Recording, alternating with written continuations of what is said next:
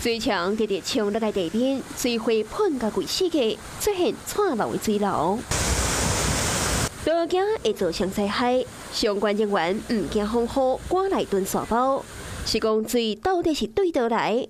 原来是山顶这片被群山包围、浅绿色的湖水。看到的这个湖泊应该是属于那个山上的凹地形成的这个内陆湖那基本上没有立即发生的危险。专家讲，内陆湖是由降雨或者是地下氧泉出水形成，有可能是伫山区的凹形成。其实那是原本在之前就已经自然形成一个内地湖泊了。那因为这一次的雨量比较大在凤凰台风来的时候，可能因为溢流，所以漫流到那个调和街的部分。根据了解，这个内陆湖的面积超是700平方公尺。敢若是因为风台带来大雨，地处湖水溢出来，内湖小套才会有水墙。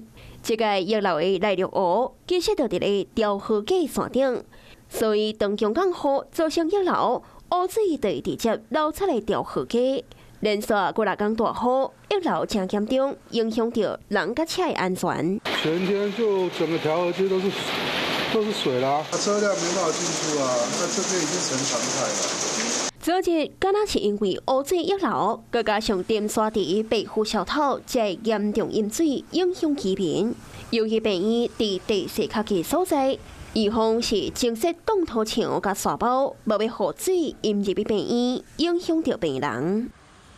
Hello， 我是蒋欣梅。想要抢先掌握最及时的新闻资讯吗？赶快订阅、按赞、开启小铃铛，锁定华视新闻 YouTube 频道。